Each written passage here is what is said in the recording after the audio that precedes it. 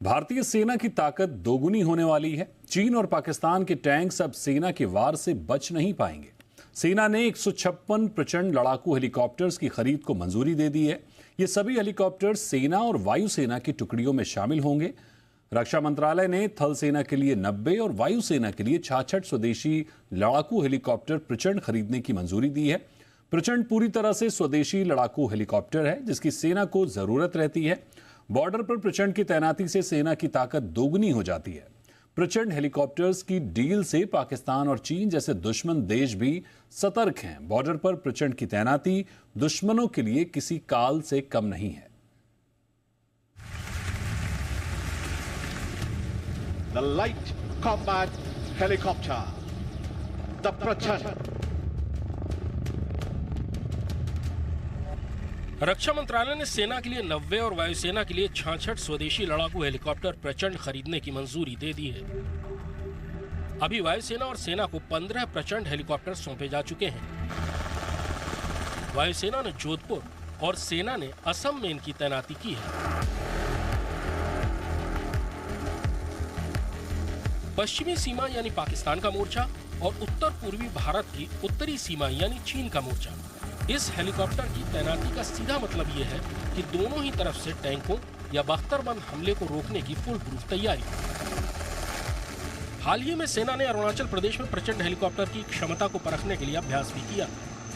इससे पहले राजस्थान का मैदान हो या फिर लद्दाख, प्रचंड ने हर इलाके में अपनी ताकत दिखाई है।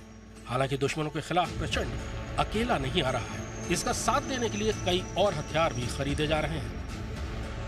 वायुसेना में फाइटर जेट्स की घटती संख्या को सुधारने के लिए 97 स्वदेशी तेजस मार्क 1 अल्फा की खरीदी को मंजूरी दी गई है। रक्षा मंत्रालय इससे पहले ही हिंदुस्तान एरोनॉटिक्स लिमिटेड को इसी किस्म के 83 तेजस का ऑर्डर दे चुका है। यानी कुल मिलाकर 180 नए तेजस मार्क 1 अल्फा वायुसेना में शामिल किए जाएंगे। 2 स्क्वाड्रनों में 40 तेजस पहले से ही वायुसेना में शामिल है। यानी तेजस की कुल तादाद अब भारतीय वायुसेना में 220 हो जाएगी और मिग-21 के रिटायर होने के बाद तेजस पूरी तौर पर उनकी जगह ले लेगा।